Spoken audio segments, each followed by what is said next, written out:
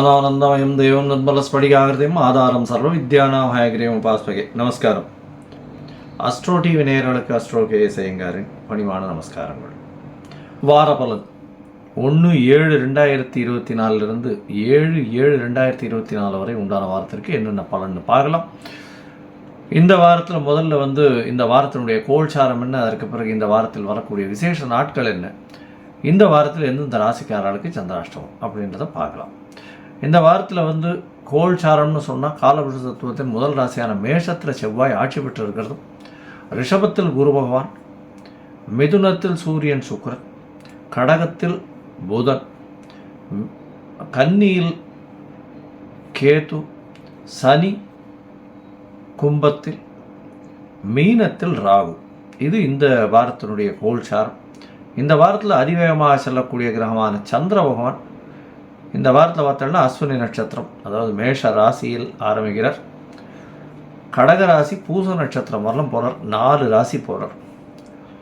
இந்த வாரத்தில் வரக்கூடிய விசேஷ நாட்கள் அப்படின்னு சொல்லக்கூடியது அப்படின்னா, ஏகாதசி வருது. 2ஆம் தேதி அன்றைக்கி 2/7/2024 அன்றைக்கி ஏகாதசி. வைணவர்களுக்கு ஒரு மிகப்பெரிய ஏற்றமான நாள். அதை தவிர கூர்ம ஜெயந்தி அப்படின்னு சொல்லுவாள். கூர்மாவதாரத்தை போற்றக்கூடிய நாளாக சொல்லக்கூடியது. அதற்கு அடுத்த நாள் ஏகாதசி சொல்ப நாடி தான் இருக்குது. அதுக்கப்புறம் துவாதசி வருது. இருந்தாலும் அடுத்த நாள் சாயந்தரம் பார்த்தோன்னா திரையோதசி, அதாவது பிரதோஷ காலம் வருது. சிவபெருமானுக்கு ஏற்றது பிரதோஷ விரதம் இருந்து சாயந்தரம் அந்த பிரதோஷத்தினுடைய தீபாராதனையை பார்த்துட்டு, நந்தி தேவன் முன்னாடி இருந்து அங்கே தீபாராதனையை பார்த்துட்டு அதற்கு பிறகு பிரதோஷ விரதத்தை முடித்து சாப்பிட்றது அப்படின்றது ரொம்ப விசேஷம். இதன் மூலியமாக நீங்கள் எண்ணிய காரியங்கள் நிச்சயமாக வெற்றி பெறும். எது இருந்தாலும் அதில் வெற்றி கிடைக்கக்கூடிய வாய்ப்புகள் நிச்சயமாக உண்டு. சிவ வழிபாட்டில் மிகப்பெரிய ஏற்றமான விசேஷமான ஒரு விஷயம்ன்றது இது பிரதோஷம். அதற்கு அடுத்து பார்த்தோம்னா அமாவாசை வருது. அதுக்கு அடுத்த நாள் அதாவது 5ஆம் தேதி அன்னைக்கு பார்த்தோம்னா அமாவாசை. அதற்கு பிறகு ஆஷாட பிரதமை அப்படின்னு சொல்லக்கூடிய 6ஆம் தேதி அன்னைக்கு ஆஷாட பிரதமை. இந்த வாரத்தில் 4ஆம் தேதி அன்னைக்கு அவமாகம் அப்படின்னு போட்டிருக்கும். அவமாகம் அப்படின்னா 3 திதியோ நட்சத்திரமோ யோகமோ ஒரே நாளில் வர்றது அவமாகம். இந்த காலகட்டம் ஏன் போட்டிருக்கு அப்படின்னா, திருத்தியை, சதுர்த்தி அண்டு அமாவாசை, இந்த 3 திதிகளும் வந்துடுறது. எப்படி வருது அப்படின்னா, 4ஆம் தேதி அன்னைக்கு திருத்தியை ஒரு சொல்ப நாள், ஏதாவது ஒரு நாழிகை 2 நாழிகை தான் இருக்குது. அதுக்கு அடுத்தது சதுர்த்தி பார்த்தேன்னா சதுர்த்தசி பார்த்தேன்னா திரையோதசி, சதுர்த்தசி பார்த்தேனால் 14ஆம் நாள், அதாவது கிருஷ்ணபக்ஷ சதுர்த்தசி பார்த்தேனால் 54 நாழிகை 35 வினாழிகை இருக்குது. அது சூரிய உதயத்துக்கு முன்னாடியே முடிஞ்சுடுறது. அதற்கு பிறகு பார்த்தேனால் சூரிய உதயத்துக்கு முன்னாடியிலேருந்து அமாவாசை திதியும் ஆரம்பிச்சு விடுறது. அதனால் 3 திதி வர்றது இந்த நாளில். நம்மளுக்கு பார்த்தேனால் திதி அப்படின்னு சொல்லக்கூடியது இன்றைய சூரிய உதயத்திலிருந்து அடுத்த நாள் சூரிய உதயம் வரையிலும் கணக்கு. அதனால் இந்த காலகட்டத்தை 60 நாழிகைன்னு சொல்லி, இந்த 60 நாழிகையில் 3 திதிகள் வந்ததே ஆனால் அது அவமாகம் அப்படின்னு சொல்லக்கூடியது. இந்த அவமாகம் அப்படின்னு வந்தால் என்ன அப்படின்னா, அந்த காலகட்டத்தை விசேஷ காரியங்கள்லேருந்து தவிர்ப்பான். அது நல்லதில்லை அப்படின்னு சொல்லக்கூடியது. சரி, இந்த வாரத்தில் வரக்கூடிய எந்தெந்த ராசிகளுக்கு சந்திராஷ்டமம் அப்படின்னு பார்ப்போமே. ஏன்னால் கன்னியா ராசி, துலா ராசி, விருச்சிக ராசி, அது தவிர தனுசு ராசி, இந்த 4 ராசிக்காரர்களுக்கும் சந்திராஷ்டம காலம். சந்திராஷ்டமம்னா உங்களுடைய பிறந்த ராசியிலிருந்து 8ஆம் இடத்துல சந்திர பகவான் இன்றைய கோச்சார பிரகாரம் மறைஞ்சி இருக்கக்கூடிய காலகட்டத்தை சந்திராஷ்டமம்னு சொல்கிறோம். இந்த சந்திராஷ்டமத்தின் மூலியமாக மதிகாரகன் அப்படின்னு சொல்லக்கூடிய சந்திர பகவான் மறைந்திருக்கும் பொழுது மதி கெடக்கூடும், தவறான முடிவுகள் எடுக்கக்கூடும். அதனால் முடிஞ்சவர்களும் எந்த ஒரு புதிய முடிவும் எடுக்காமல் இருக்கிறது புத்திசாலித்தனம். அது தவிர வெளியூர் வெளிமாநிலம் பிரயாணங்கள் போகாமல் இருக்கிறது நல்லது. தேவையற்றவர்களுக்கு தேவையற்ற வம்பு வழக்கங்களில் ஈடுபடுறது, அது தவிர வாயில் ஏதாவது பேசிடுறது, அது தவிர யாருக்காவது ஜாமீன் கையெழுத்து போடுறது, தன்னை நம்பி அவரை கொடுங்கன்னு சொல்கிறது, இந்த மாதிரியான விஷயங்கள் தவிர்க்கிறது இந்த காலகட்டத்தில் ரொம்பவும் சிறந்தது. ஒருவேளை நீங்கள் பண்ண வேண்டியதாக வந்துடுத்தே ஆனால் என்ன பண்ணலாம் அப்படின்னா, சந்திர பகவானுக்கு உண்டான எளிய பரிகாரம் அப்படின்னு சொல்லக்கூடியது அருகில் இருக்கக்கூடிய கோசாலையில் அகத்திக்கீரை கட்டு ஒரு 2 பசுமாட்டுக்கு வாங்கி கொடுங்க. உங்களுடைய சந்திராஷ்டமத்தின் தாக்கம் நிச்சயமாக குறையும். இந்த வாட்டி துவாதசி வேறு வருது, அதனால் கண்டிப்பாக கொடுக்கறதன் மூலியமாக சந்திராஷ்டமத்தின் தாக்கம் குறையும். சரி, இந்த வாரம் மேஷம் முதல் மீனம் வரை எப்படி இருக்குது அப்படின்றத பார்ப்போம். அதற்கு முன்னாடி என்னுடைய மொபைல் நம்பர் கீழே ஸ்க்ராலிங்கில் போயிட்டு இருக்கோம். உங்களுக்கு அஸ்ட்ராலாஜிக்கல் கன்சல்ட் தேவைப்பட்டதே ஆனால் எனக்கு ஒரு ஃபோன் பண்ணுங்க. உங்களுடைய date, time, place of birth, உங்களுடைய நேம், அதை தவிர உங்களுடைய பேரண்ட்ஸ் நேம் இதெல்லாம் கொடுங்க. உங்களுடைய ஜாதகத்தை கணித்து குறித்து அதில் ராசி சந்தி, பாத சந்தி, நட்சத்திர சந்தி, லக்ன சந்தி, ஏதாவது சந்தியில் இருக்கான்றதை பார்த்துட்டு அதற்கு பிறகு உங்களுடைய ஜாதகத்தை போட்டுட்டு இன்றைய காலகட்டத்தில் இருக்கக்கூடிய தசாபுக்தி அந்தரம் சூக்ஷ்மம் எப்படி இருக்குது அப்படின்றதையும் பார்த்து, இன்றைய கோல்சாரம் எப்படி உங்களுக்கு வலுவாக இருக்கா இல்லையான்றதையும் பார்த்து, உங்களுடைய ஏற்ற காலங்கள், இரக்கத்தினால் என்னென்ன பிரச்சனைகள், அதற்கு உண்டான எளிய தீர்வு என்ன அப்படின்றத ஒன்று ஒன்றா கொடுக்க முடியும் என்னால். அதற்கு உண்டான கட்டணத்தையும் செலுத்தி அதற்கு பிறகு நீங்கள் எங்கிட்ட அப்பாயின்மெண்ட் வாங்கிக்கோ.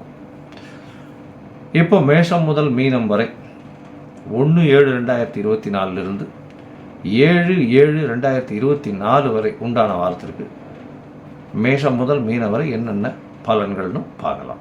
கன்னி, உத்திரம், ஹஸ்தம், சித்திரை இந்த 3 நட்சத்திரம் 9 பாதங்களை கொண்ட ராசி. ராசியின் அதிபதி புத பகவான் ராசிக்கு 11ஆம் இடத்துல இருக்கார். 9ஆம் அதிபதினு சொல்லக்கூடிய சுக்கிர பகவான் 10ஆம் இடத்துலையும் 10ஆம் அதிபதி 11ஆம் இடத்துல இருக்கிறது விசேஷம். 11ஆம் இடத்துல இருக்கிறது புத பகவான் எல்லா விஷயங்கள்லையும் பார்த்தாலேயானால் நீங்கள் நினைத்த காரியங்களை நடத்தி கொடுக்கக்கூடிய காலகட்டமாக அமைய போகிறது. இந்த வாரம் உங்களுடைய ராசிக்கு 6ஆம் இடத்துல இருக்கக்கூடிய சனி பகவான் மூலியமாக புதிய வேலை, தொழில் அமையக்கூடிய வாய்ப்பு உண்டு. புதுசாக இன்டர்வியூ போய் இவ்வளோ நாளாக வேலையில் கிடைக்கிறதுக்கு கஷ்டமாக இருந்திருக்கும். இந்த காலகட்டத்தில் வேலை கிடைக்கக்கூடிய வாய்ப்புகள் மிகவும் உண்டு. உங்களுடைய ராசிக்கு சமசப்தமத்தில் ராகு பகவான் இருக்கார். ராகு பகவான் 7ஆம் இடத்துல இருக்கிறதன் மூலியமாக வெளியூர், வெளிமாநிலம், வெளிநாட்டு சம்பந்தமாக நல்ல ஒரு ஏற்றமான தொழில் வரக்கூடிய வாய்ப்புகள் உண்டு. எதிர்பாலினத்தோர் மூலியமாக நல்ல ஒரு ஏற்றம், நண்பர்கள் மூலியமாக நல்ல ஒரு ஏற்றம் கிடைக்கக்கூடிய காலகட்டம்.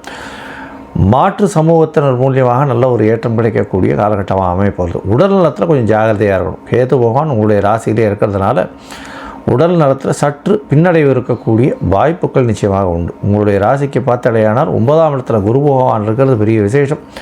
8ஆம் அதிபதி மறைந்திருக்கக்கூடிய காலகட்டம். 8ஆம் அதிபதி வலுப்பெற்று போயிருந்து மறையக்கூடிய காலகட்டம்ன்றதுனால உடல் நலத்தில் கொஞ்சம் ஜாகிரதையாக இருக்கணும். இருந்தாலும் பணவரவிற்கு பஞ்சம் இருக்காது. ஏன்னா 8ஆம் இடத்துலேருந்து 2ஆம் இடத்தையும் பார்க்கறது பெரிய விசேஷம். 2ஆம் அதிபதியும் 10ஆம் இடத்துல போய் இருக்கிறது பெரிய ஏற்றத்தை கொடுக்கக்கூடிய காலகட்டம். தொழில் அபிவிருத்தி அதிகமான அபிவிருத்தி இருக்கக்கூடிய காலகட்டமாக இருக்குது. பணவரவிற்கு பஞ்சம் இருக்காது. படிக்கக்கூடிய மாணவர்கள் காம்படிட்டிவ் எக்ஸாம்ஸ்லாம் நல்ல ஒரு ஏற்றம் கிடைக்கக்கூடிய காலகட்டமாக அமைகிறது. குழந்தை பிராப்தி ஏற்படக்கூடிய பாக்கியம் நிச்சயமாக உண்டு. இந்த வாரம் பார்த்தாலேனா உங்களுடைய ராசிக்கு அதாவது 1/7/2024 7/7/2024 வரை உண்டான வாரத்தில் சந்திர பகவான் உங்களுடைய ராசிக்கு அஷ்டமத்தில் போகிறார். முதல்ல ஆரம்பிக்கும் போதே சந்திராஷ்டம காலமாக அமையிறது. மேஷ ராசியில் போய் செவ்வாயோட மேஷ ராசியில் சம்பந்தம் மாறுறதுனால சந்திர மங்கள யோகம் அமையிறது. நல்ல ஒரு ஏற்றம் கிடைக்கக்கூடிய காலகட்டம். இருந்தாலும் சந்திராஷ்டம காலம்ன்றதுனால இந்த வீடு விற்கிறது, வாங்கிறது, அந்த மாதிரியான விஷயங்களில் பொறுமையை காக்கிறது ரொம்ப நல்லது. இந்த வாரம் பார்த்தாலேயானால் உங்களுடைய ராசிக்கு சந்திராஷ்டம காலம் 2ஆம் தேதி மதியம் 12:30 மணி வரலும் இருக்குது. அதற்கு பிறகு சந்திர பகவான் உங்களுடைய ராசிக்கு 9ஆம் இடத்துக்கு போயிடுறார். ராசிக்கு 9ஆம் இடத்துல போகிற சந்திர பகவான் குரு சந்திர யோகம் அமையிறது பெரிய ஏற்றம் கிடைக்கக்கூடிய காலகட்டம். குரு சந்திர யோகம் அமையிறதுன்றது கஜகேசரி யோகம்னு சொல்லக்கூடியது.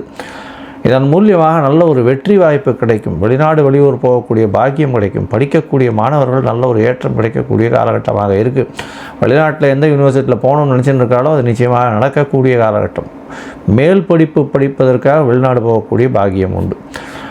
இந்த வாரத்தில் உங்களுடைய ராசிக்கு 10ஆம் இடத்துல சந்திர பகவான் போகிறார். சந்திர பகவான் 10ஆம் இடத்துல 4ஆம் தேதியிலிருந்து 6ஆம் தேதி வரலும் வருகிறார். 4ஆம் தேதி மாலை 5:30 மணியிலிருந்து 6ஆம் தேதி இரவு 11:30 மணி வரலும் இருக்கக்கூடிய காலகட்டம். 10ஆம் இடத்துல சூரியனும் சந்திரனும் சுக்கிரனும் 3 கிரகங்கள் இருக்கக்கூடிய காலகட்டம்.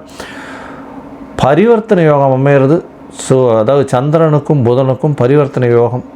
9ஆம் அதிபதி அதாவது 10ஆம் அதிபதியும் 11ஆம் அதிபதியும் பரிவர்த்தனை யோகம் அமைகிறது அதீத விசேஷம். இதன் மூலியமாக பார்த்தாலேயானால் உங்களுக்கு ஆட்சி பெற்ற புத பகவான் இருக்கிறதுனால தொழிலில் திடீர் பண வரவு வரும், திடீர் ஏற்றம் கிடைக்கக்கூடிய காலகட்டம். அதுவும் வந்து சொந்த தொழில் செய்கிறவர், கவிஞர்கள், கலைஞர்கள், கட்டுரை எழுதுகிறவங்க, பாடலாசிரியர்கள், இவர்களுக்கெல்லாம் பெரிய ஏற்றம் கிடைக்கும். நாடக வச்சு நடத்துகிறவங்க, அதை தவிர வந்து ஆர்ட் டைரக்டர்ஸ், இவாளுக்கு ஒரு பெரிய ஏற்றம் இருக்கும். நூலகங்கள் வச்சு நடத்துகிறவங்க, பேப்பர் போடுறவங்க, பேப்பர் ப்ரெஸ் மீடியாவில் இருக்கிறவங்க, இவங்களுக்கெல்லாம் பெரிய ஏற்றம். கணிதம் சம்பந்தப்பட்ட, அதை தவிர வந்து ஸ்டாட்டிஸ்டிக்ஸ் டிபார்ட்மெண்ட்டில் இருக்கிறவா, அதை தவிர அக்கௌண்ட்ஸ் காமர்ஸ் இது பண்ணுறவா, ஆடிட்டர்ஸ், இவாளுக்கெல்லாம் பெரிய ஏற்றமான காலகட்டமாக இந்த வாரம் அமைய போகுது. உங்களுடைய ராசிக்கு 11ஆம் இடத்துல சந்திர பகவான் வரும்.